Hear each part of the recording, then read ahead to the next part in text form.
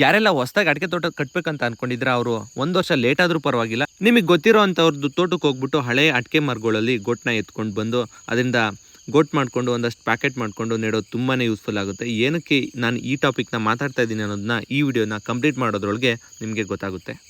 ನಮ್ಮ ತೋಟದಲ್ಲಿರೋ ಅಡಿಕೆ ಮರಗಳಲ್ಲಿ 3 ವೆರೈಟೀಸ್ ಆಫ್ ಅಡಿಕೆ ಮರಗಳಿದೆ. ಅದರಲ್ಲಿ ಇವಾಗ ನೀವು ನೋಡ್ತಾ ಇರೋದು ಮಂಗಳ ಅಡಿಕೆ, ಹಾಗೆ ಇನ್ನೊಂದು ಶಿವಮೊಗ್ಗ ಅಡಿಕೆ ಇದೆ, ಹಾಗೆ ಇನ್ನೊಂದು ನಾಟಿ ಅಡಿಕೆ ಇದೆ.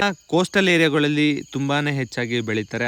ಈ ಮಂಗಳ ಅಡಿಕೆನಲ್ಲಿ ಕಾಯಿ ಸ್ವಲ್ಪ ದಪ್ಪ ಇರೋದ್ರಿಂದ ಇದನ್ನ ಗೋಟಿಗೆ ಜಾಸ್ತಿ ಯೂಸ್ ಮಾಡ್ತಾರೆ. ಹಾಗಾಗಿ ಇದ್ರದ್ದು ಕುಯ್ಲು ತುಂಬಾನೇ ಲೇಟ್ ಆಗಿರುತ್ತೆ. ನಮ್ಮ ತೋಟದಲ್ಲಿ ಬೇರೆ ಮರಗಳ ಕುಯ್ಲು ಬೇಗ ಬರೋದ್ರಿಂದ ಇದಕ್ಕೋಸ್ಕರ ನಾವು ವೆಯ್ಟ್ ಮಾಡಬೇಕಾಗುತ್ತೆ. ಹಾಗಾಗಿ ಈ ಮರಗಳನ್ನ ಮಧ್ಯದಲ್ಲಿ ಈ ಥರ ಬೆಳ್ಕೊಳಕ್ಕೆ ಹೋಗಬೇಡಿ. ಒಂದೇ ತಳಿನ ಮೇಂಟೈನ್ ಮಾಡಿ ತೋಟದಲ್ಲಿ, ಅದರಿಂದ ಕುಯ್ಲು ಕೆಲಸ ಒಂದೇ ಟೈಮ್ಗೆ ಆಗುತ್ತೆ. ಹಾಗೆಯೇ ತೋಟದಲ್ಲಿ ಎಲ್ಲ ಮರಗಳಿಗೂ ಒಂದೇ ಟೈಮಲ್ಲಿ ಗೊಬ್ಬರ ಎಲ್ಲ ಹಾಕೊಳ್ಳೋಕ್ಕೆ ತುಂಬಾ ಯೂಸ್ಫುಲ್ ಆಗುತ್ತೆ ಅಂತ ಹೇಳ್ತಾ ಈ ವಿಡಿಯೋನ ಇಲ್ಲಿಗೆ ಎಂಡ್ ಮಾಡ್ತಾ ಇದ್ದೀನಿ. Thank you for watching.